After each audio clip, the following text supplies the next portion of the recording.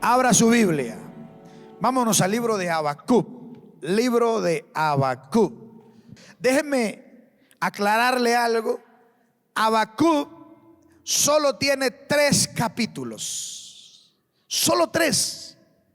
Es bien fácil de leérselo. Es bien fácil de entenderlo. Solo 3 capítulos. En el capítulo 1, vamos a leer el capítulo 1. La profecía que vio el profeta Habacuc. Verso 2 dice: ¿hasta cuándo, oh Jehová, clamaré y no oirás? Y daré voces a ti a causa de la violencia y no salvarás. ¿Por qué me haces ver iniquidad y haces que vea molestia? Destrucción y violencia están delante de mí, y pleito y contienda se levantan. Por lo cual la ley es debilitada y el juicio no sale según la verdad. Por cuanto el impío asedia al justo, por eso sale torcida la justicia. Wow, pareciera que está hablando de Ecuador este hombre. Vamos a orar para que el Señor nos direccione. Amén. Cierre sus ojos, por favor, incline su rostro y presentémonos delante de Dios. Señor, te damos gracias. Gracias por tu palabra. Gracias por tu verdad. Gracias por lo que tú estás haciendo. Gracias, Señor, porque tú eres el que tiene el control de todas las cosas. Y hoy, Padre Santo, bendecimos, Señor, tu nombre, clamándote, Señor, y pidiéndote que seas tú hablándonos, guiándonos, direccionándonos. Señor, no permitas que nada nos distraiga, que nada nos robe, que el malo nos robe esta semilla. Me presento, Señor, y te pido que me uses como canal de bendición. Toda sabiduría humana, Señor, la desecho en el nombre de Jesús, y te pido que me uses como instrumento. En el nombre de Cristo Jesús oramos. ¿Cuántos dicen amén? Poco se sabe de este profeta. Muy poco se sabe de este profeta. Pero es interesante cómo el profeta Habacuc comienza su escrito con una queja. Comienza su libro con una queja. Si usted tiene Biblia, el tema que va a encontrar en el primer capítulo de Habacuc es la queja de este hombre por la injusticia. Habacuc se queja de injusticia. Amén, hermanos. Yo me hacía una pregunta, ¿no? Si nosotros tuviéramos que escribir algo que trascienda generaciones, porque el libro de Habacuc, o todo libro de la Biblia, ha trascendido la historia, ha trascendido generaciones. Es más, la Biblia dice, la palabra de Dios dice que cielo y tierra pasará, mas su palabra no pasará. Amén, hermanos. Pero la pregunta que yo me hago es: si nosotros tuviésemos que escribir algo que va a trascender generaciones, que va a trascender a multitudes, que va a llegar a multitudes, ¿qué escribiríamos? ¿Con qué comenzaría nuestro escrito? ¿Comenzaría con un poema? No sé. ¿Comenzaría con una canción? Porque hay unos que tienen complejo de raperos. Comenzaría con un, qué sé yo, ¿cómo se llama esto? Acróstico, creo que se llama. Hay gente que le encanta hacer eso. Comenzaría tal vez con qué sé yo, un consejo. Comenzaría, yo no sé con qué comenzaría, pero pienso yo que difícilmente alguien comenzara su escrito con una queja. O tal vez, ¿verdad? Habacuc comienza con una queja. Ahora la pregunta es: ¿por qué Habacuc comienza con una queja? Lo que Habacuc está viviendo es realmente difícil. Lo que Habacuc está viviendo es una crisis. Lo que Habacuc está viviendo es algo bien difícil para cualquier ser humano.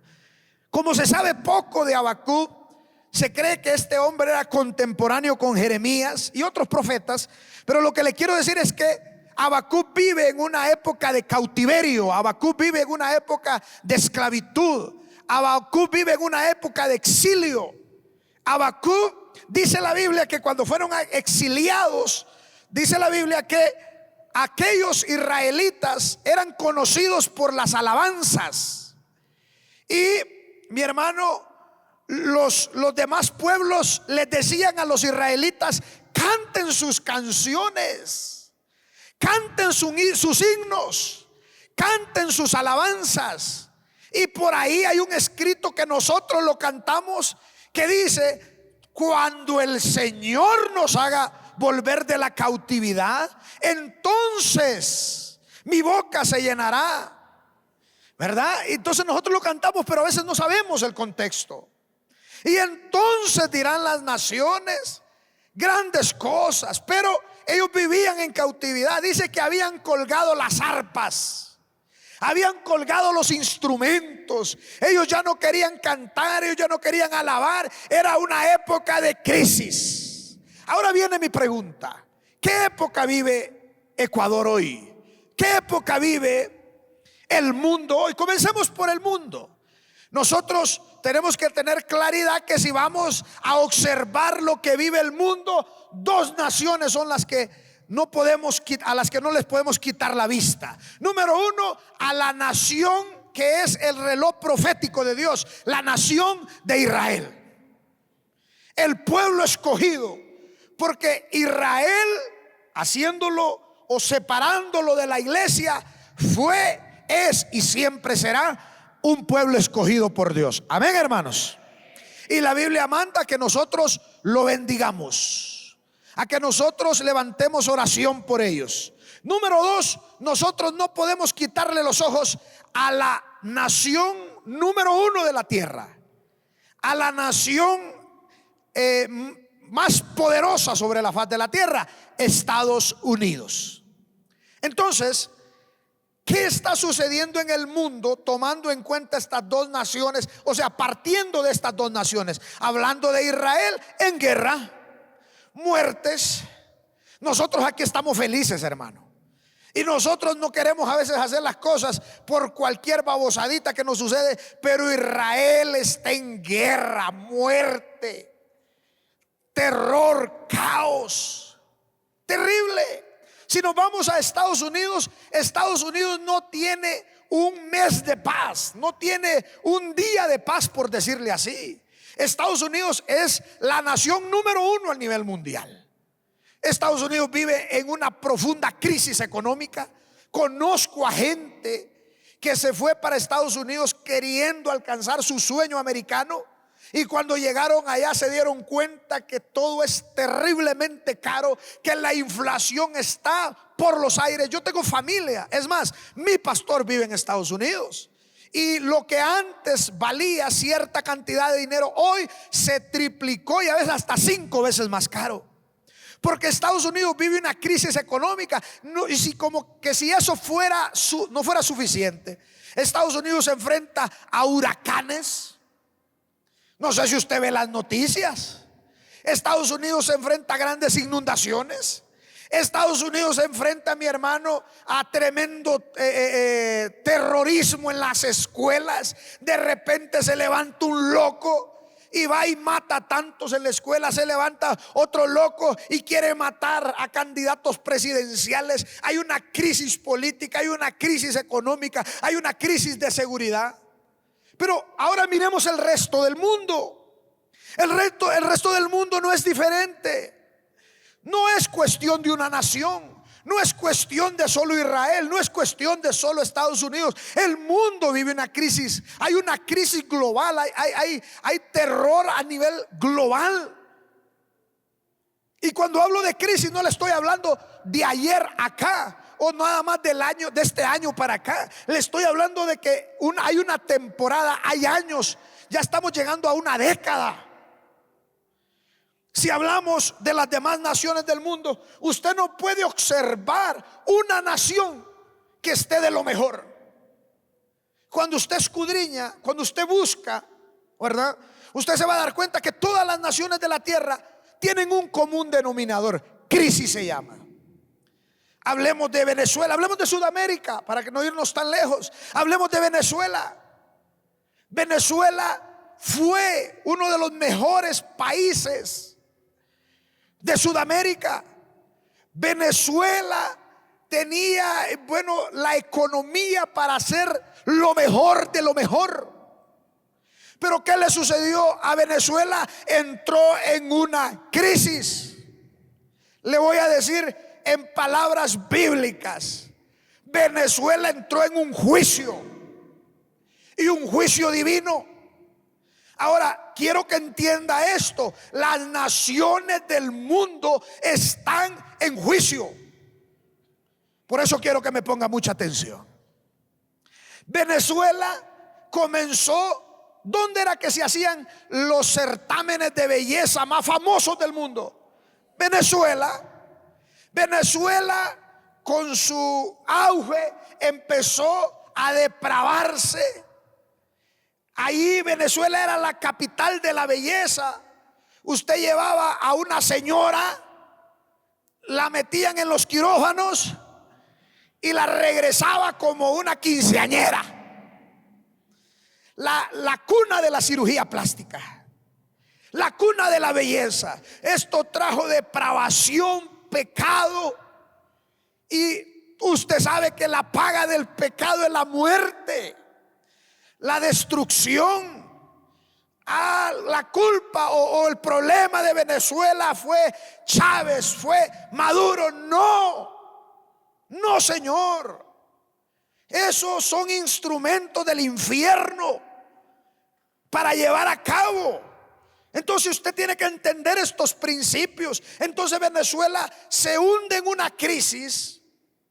Venezuela pierde todo lo que es como nación. Pero eso pareciera que no fuera suficiente. Usted le sigue los rastros a los venezolanos. Pero a mí me impacta porque dice: ¿hasta cuándo vas a ver iniquidad? Esa es una palabra bien fuerte en la Biblia. La iniquidad es una palabra, es la raíz. Es la raíz del pecado. Es la fuerza oscura del mal que impulsa a las personas a hacer lo malo. No es un pecado, es la raíz que te lleva a pecar. Es la fuerza que te lleva a pecar. Es como que alguien esté sentado en un mueble de su casa y de repente le viene un pensamiento de decir: voy a ir a drogarme. No se ha drogado, voy a ir a matar. No ha matado, voy a ir a qué sé yo. No ha pecado, pero la iniquidad está en acción. Y dice el profeta: ¿hasta cuándo voy a ver iniquidad? Entonces la iniquidad en los pueblos es tremenda. Entonces, cuando hay juicio, la iniquidad se manifiesta terriblemente. Usted le sigue la pista a muchos venezolanos, no estoy hablando de todos, pero el común denominador, usted le sigue la pista. ¿Y cuál es el concepto que tiene el mundo del venezolano? Usted lea las noticias, vea las noticias, y usted se va a dar cuenta de que Perú, por ejemplo, quema vivos. Ha quemado a muchos venezolanos vivos por la delincuencia. Aquí mismo en el Ecuador el problema es que no pasan las noticias como son. Lo que quiero decirle es que ese juicio sigue persiguiendo a la nación de Venezuela por donde vaya. Me decía mi pastor en Estados Unidos: los venezolanos han hecho tantas cosas. Y perdóneme que estoy poniendo de ejemplo a los venezolanos, pero ya voy a terminar con ellos y me voy con los colombianos. Pero ¿qué le pasó a Venezuela?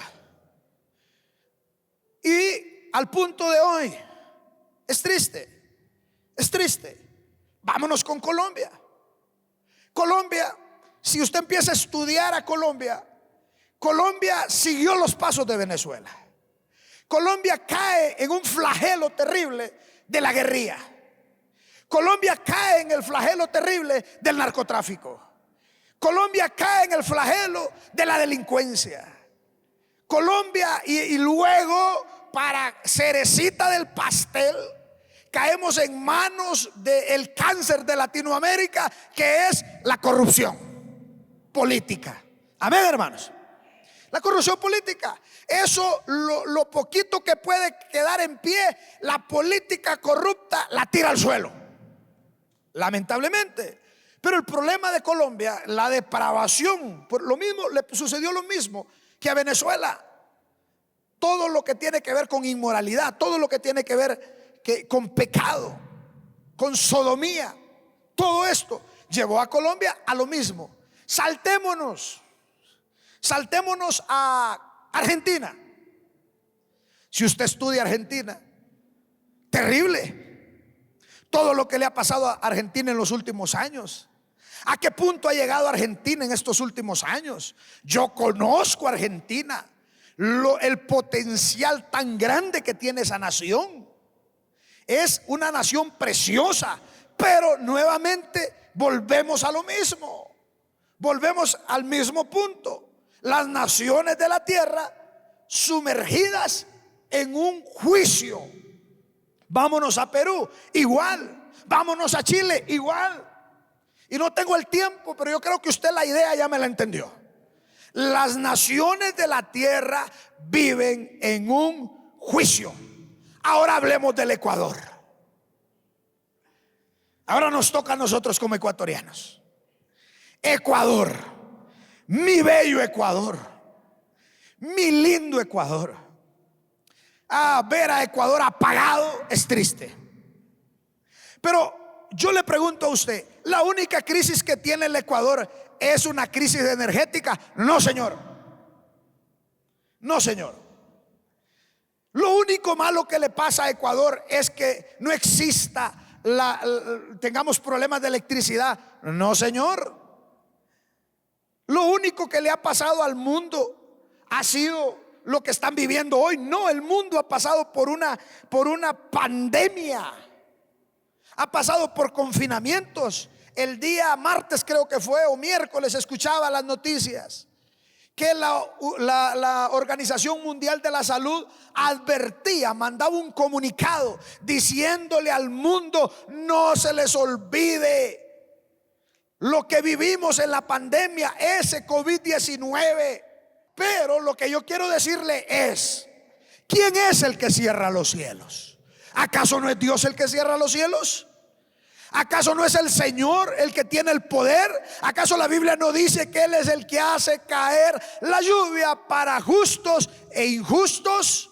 Entonces, sin temor a equivocarme, escúchame bien lo que le voy a decir, sin temor a equivocarme y delante de la presencia de Dios se lo digo, las naciones de la tierra todas están en juicio y Ecuador no es la excepción.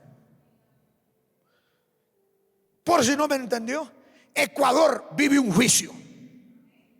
Es así de simple, es así de sencillo. Las naciones del mundo están en juicio y Ecuador no se libra de ello. Que incendios, que esta, que lo otro, que delincuencia. Estamos en juicio. Ahora, ¿qué sucede con la historia que nosotros leímos? ¿Cuál es la solución? Como diría en el programa del Chapulín Colorado: y ahora, ¿quién podrá ayudarnos? Ni el Chapulín Colorado, hermano. ¿Qué es lo que tiene que hacer la iglesia? ¿Cuál es la solución? ¿Cuál es el camino que debemos tomar? Si las naciones están en juicio, mire, hasta me voy a bajar para que me entienda mejor, porque el del sonido no me entendió los mensajes que leí. Entonces, para que me entienda mejor, uno se levanta y cualquier cosa puede escuchar. Usted tiene que tener claridad, usted tiene que tener conciencia que antes le tenían miedo al pueblo, ahora no le tienen miedo al pueblo. Antes el ecuatoriano se levantaba en huelgas, ahora no. Ahora el ecuatoriano le bajan el breaker 12 horas y solo se pone bravo en la casa. Entonces vivimos en un momento donde estamos bien sometidos. Estamos en las manos de a saber quién. Lo que quiero decirles es que a mí no me asombra ya nada. Que a mí vengan y me digan, me levanto, escucho las noticias y vienen y me dicen, van a ser 12 horas de apagones. ¿Cuándo se había visto eso? Desde el 2011 que vivo en esta nación, yo no había visto eso.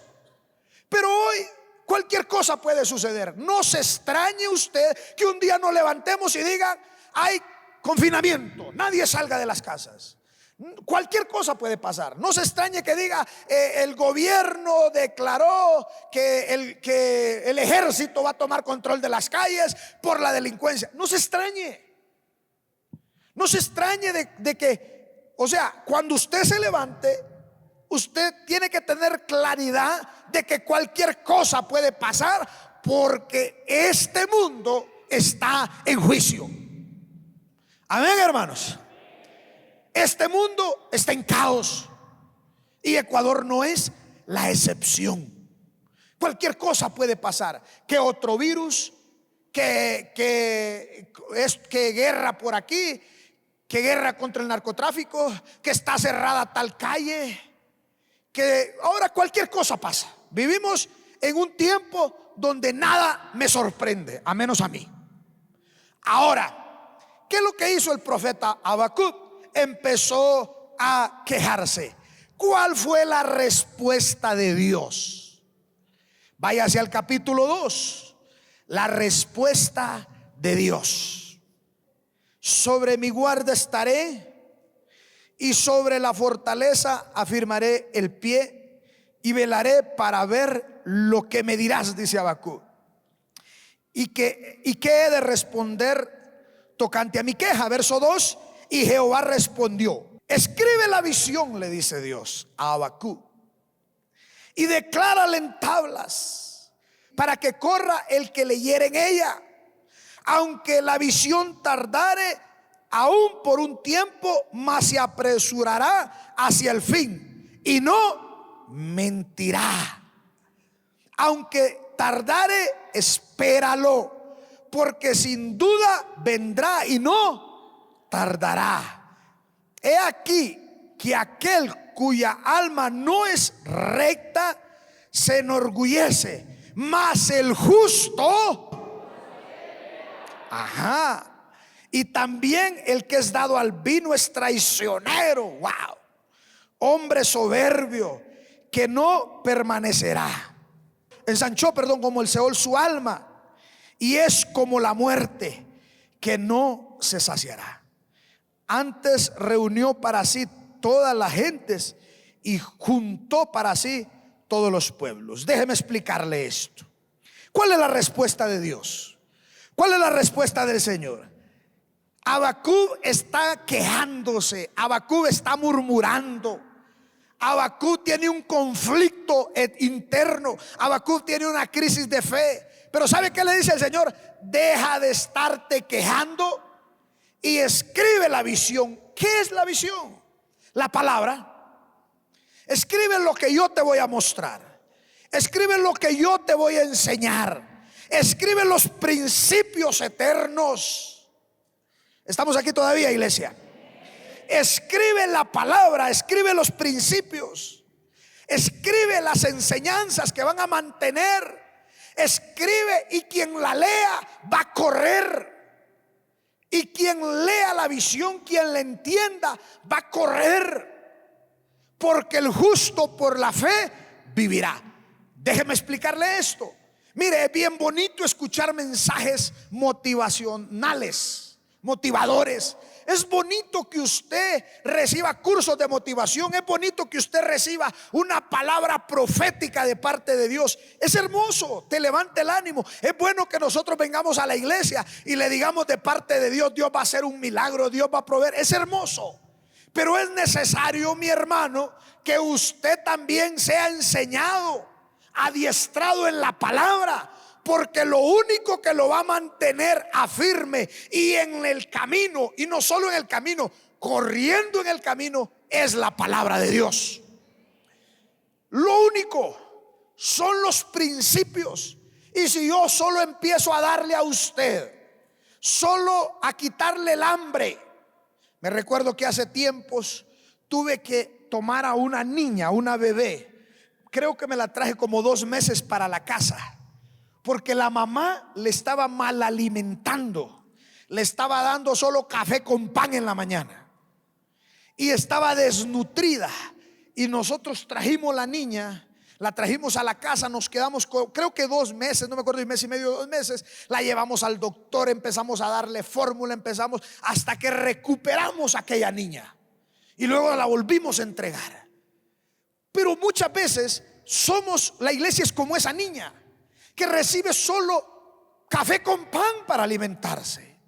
El problema es cuando viene la crisis. El problema es cuando viene el problema, valga la redundancia, cuando es necesario que saquemos a flote lo que hemos aprendido. Entonces Dios le dice a Habacuc: deja de quejarte, hombre, deja de murmurar. Le dio un coscacho. Escribe la visión. Lo que ahorita necesita el pueblo no es un hombre quejón. Lo que ahorita necesita el pueblo no es un hombre llorón. Lo que ahorita necesita el Ecuador es un hombre de palabra, un hombre de principios, un hombre que le escriba, que le enseñe, que la declare. Mi hermano, lo único que nos va a sacar a flote y lo único que nos va a mantener en el juego es la palabra de Dios, los principios de la palabra de Dios. Y usted y yo lo acabamos de leer. El que es soberbio, el que es mentiroso, el que es borracho. Y ahí escribe: pero el justo por la fe vivirá. Mire qué tremendo. ¿Qué le estoy diciendo? Para estos momentos de crisis es que Dios lo ha preparado. Para estos momentos de crisis, de dificultad y de juicio para el mundo, es que nosotros somos la iglesia de Cristo, que somos luz y sal en este mundo. Para este tiempo Dios nos ha llamado.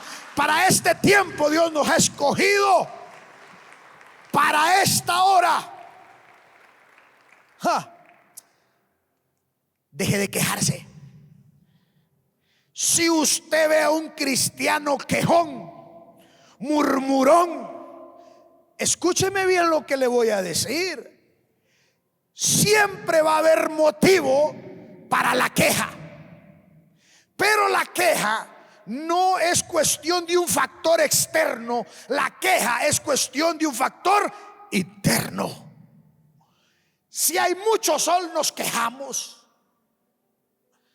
Si hay mucha lluvia, qué lodo, qué feo, nos quejamos. Si tenemos trabajo, ay, soy un esclavo. Y si no tenemos, me voy a morir de hambre. Si tenemos hijos, no los soporto. Y si no tenemos, si tuviera un guagua. Si estamos solteros, si yo estuviera casado. Si está casado, ¿por qué me casé con este?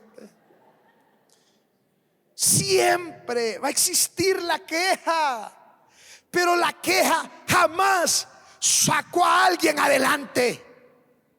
¿Aló? Jamás sacó a alguien adelante. La queja jamás sacó a alguien a flote. Sin embargo, la palabra sí. La palabra es lámpara a nuestros pies. ¿Y cuándo se necesita una lámpara? Pregunto yo. Cuando hay oscuridad. Cuando necesitamos una lumbrera en el camino. Cuando no se sabe para dónde agarrar. Cuando no se sabe qué va a pasar. Lámpara es a mis pies tu palabra y lumbrera en mi caminar. Dale un fuerte aplauso a la palabra del Señor. Es lámpara, es lumbrera.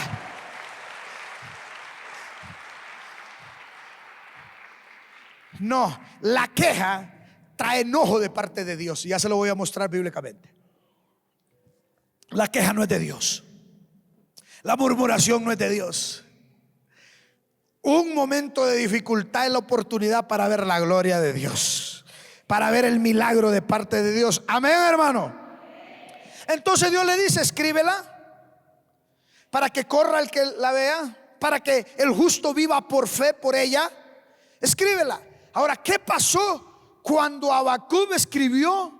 ¿Qué pasó cuando Habacuc leyó lo que escribió? ¿Qué pasó cuando Habacuc dejó de quejarse, cerró la boca y empezó a ver la palabra de Dios? Capítulo 3, verso 16. Miren lo que hace la palabra. Miren lo que hacen los principios de Dios. Yo por eso le he dicho a usted, me he tomado más de un mes para estarle enseñando principios. Pero ¿para qué nos enseña principios? Para que en el momento difícil, para que en el momento de la tempestad, para que en el momento de los vientos, su edificación no caiga. Amén. Lo que va a mantener a un hombre, lo que va a mantener a una mujer de Dios, es que conozca los principios en los momentos difíciles.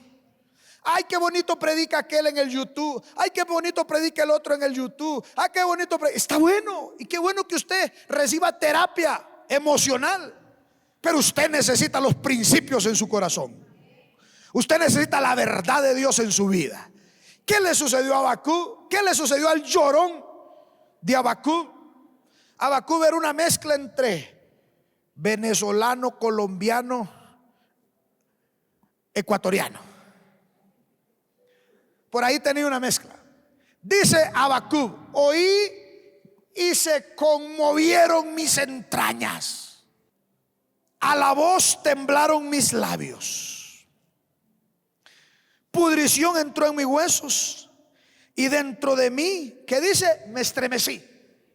Si bien estaré quieto en el día de la angustia, cuando suba al pueblo el que lo enviara con sus tropas. O sea, cuando estemos en ese caos. ¿Cómo cambió la actitud de Habacuc?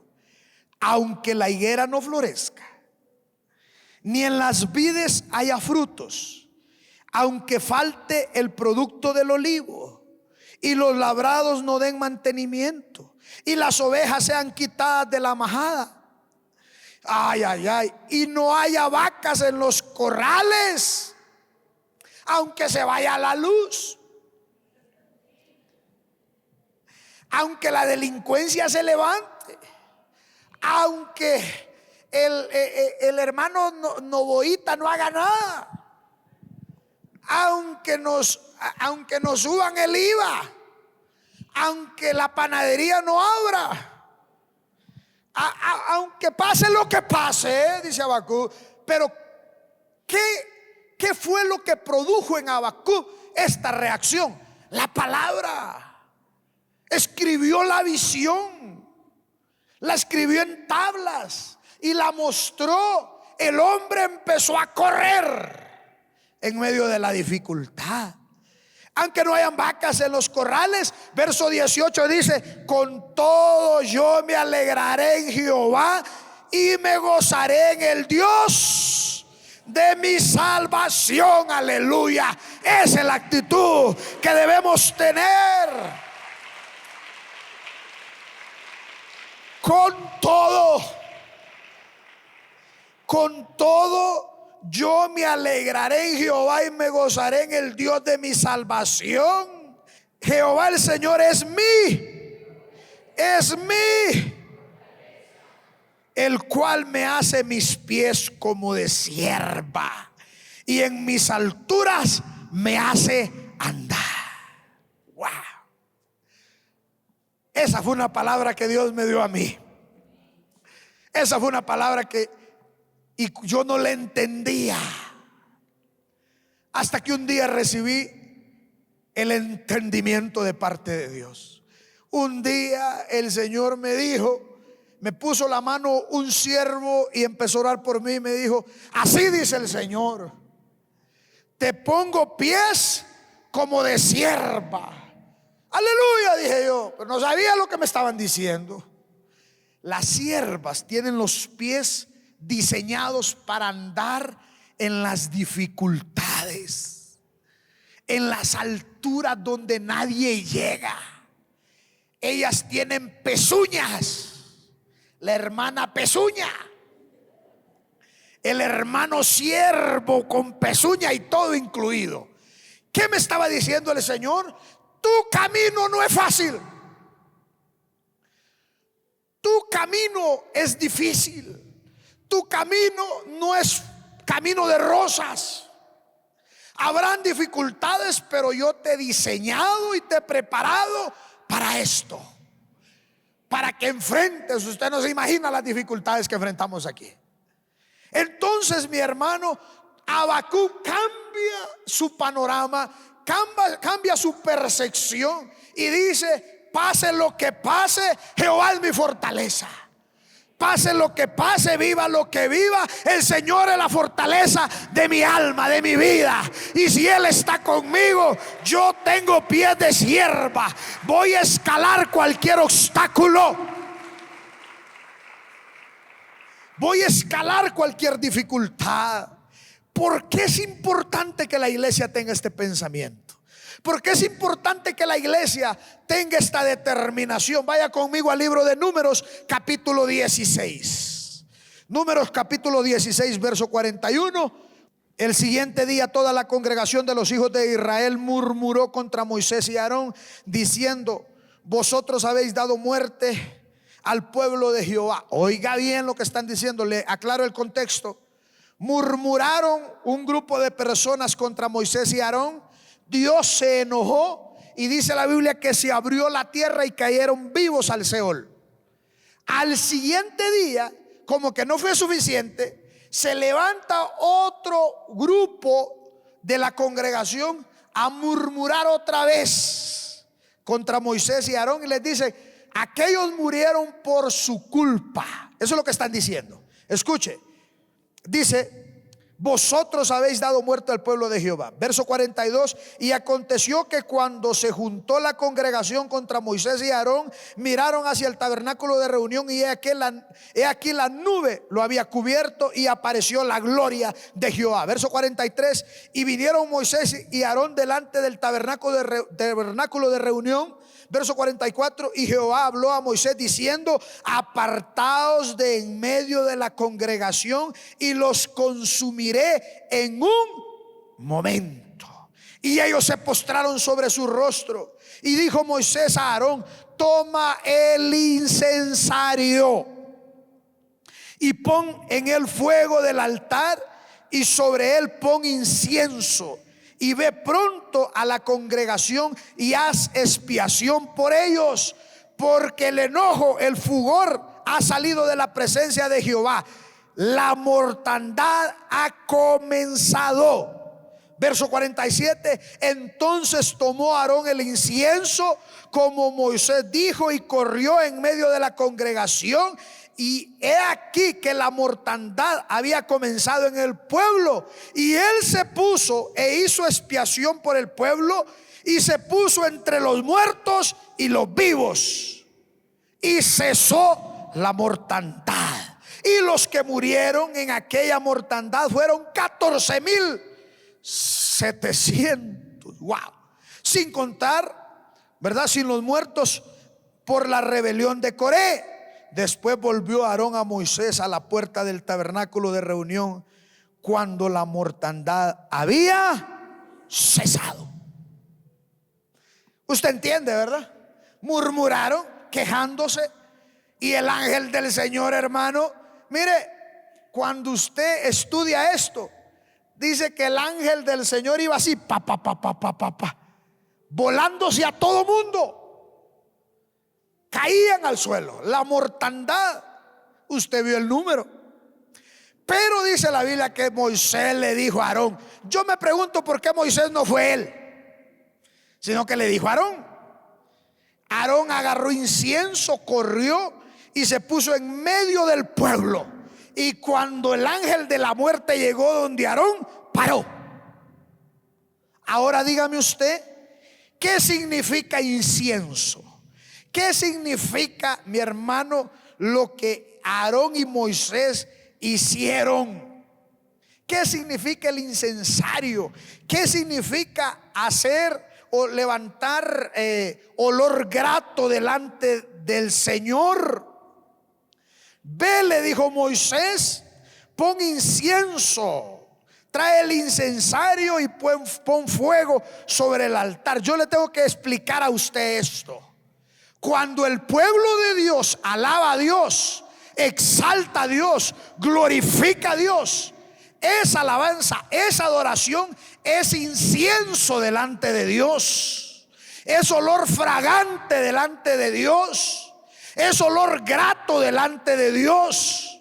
Entonces, cuando Aarón llevó incienso, llevó ese olor grato delante de Dios, el juicio cesó, la mortandad se detuvo. ¿Qué le quiero decir con esto, iglesia? Lo que Dios está esperando de nosotros en este tiempo no es queja. ¿Aló? No es queja. La alabanza y la adoración tiene un sabor diferente cuando usted la practica en medio de la dificultad.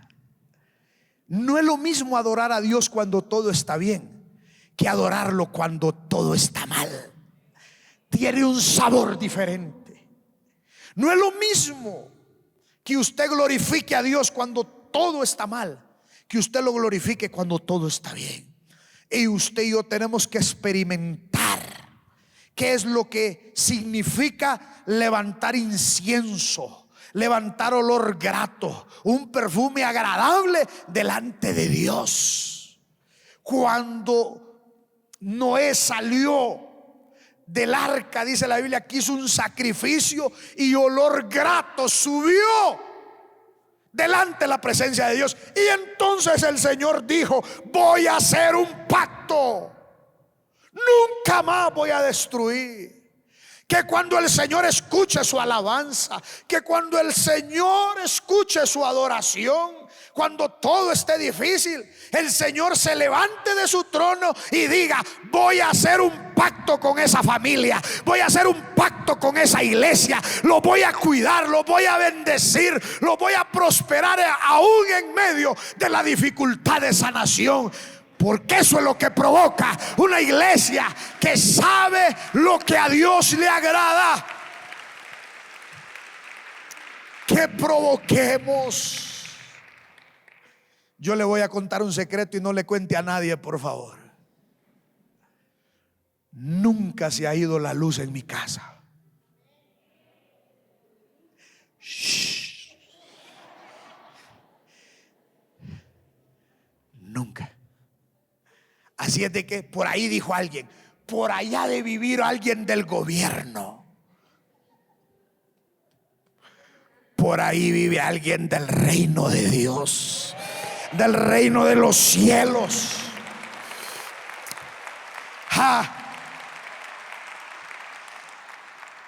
Mi hermano, es tiempo de alabar a Dios. Usted es el Aarón de su familia. Usted es el Aarón de esta nación. Usted tiene el incienso en su boca. Usted tiene el incensario en su boca. Es tiempo, mi hermano, que cuando todos se quejan, cuando todos murmuran, usted exalte el nombre de Dios. Usted diga en la prueba: alabado sea Jehová de los ejércitos, exaltado sea su nombre. El que cree en él no será avergonzado. Oh, el justo por la fe vivirá. Esa es la actitud que tenemos que tener usted y yo. La queja condenó, la alabanza salvó. Es que no tengo tiempo, hombre, pero dice la Biblia que estaban Pablo y Silas en lo más profundo de una cárcel. Los tenían amarrados. Wow. Los tenían, mi hermano, dice que usted ha visto el cepo, es aquello que los ponen con la cabeza y las manos, y los tenían atados al cepo. Guardias,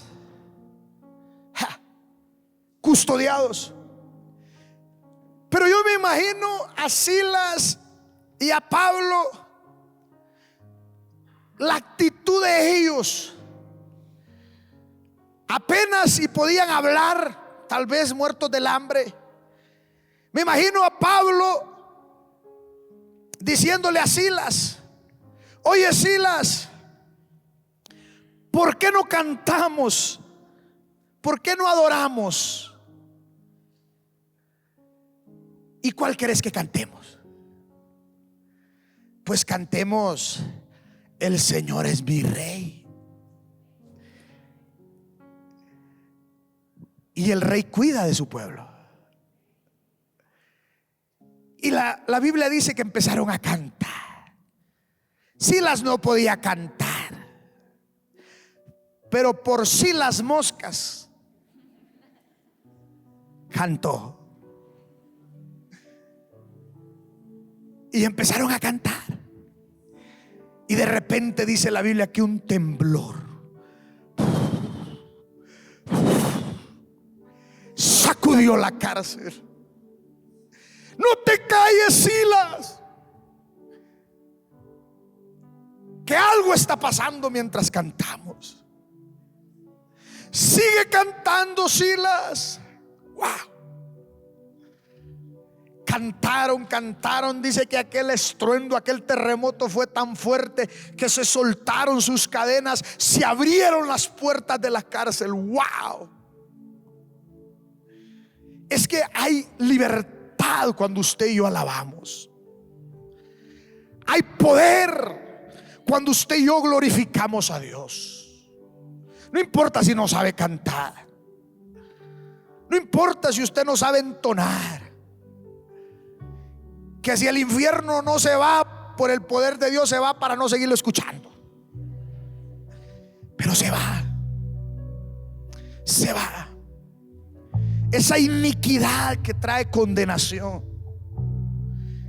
Fíjese que la Biblia muestra que cuando una persona trae iniquidad, llega a un barrio y todo el pueblo se contagia de iniquidad.